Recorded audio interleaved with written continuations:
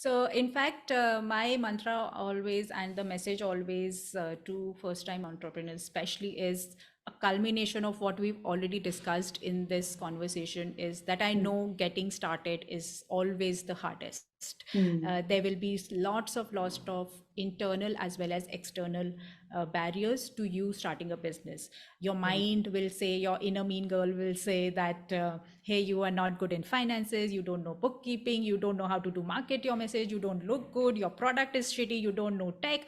There are so many reasons your mind will give to you for not Mm, starting a business. mm, And if you are strong enough, you will be able to not look at those 10 reasons, but the one why and the one purpose which will help you lead forward and go forward. So just mm. focus on that bigger purpose and why.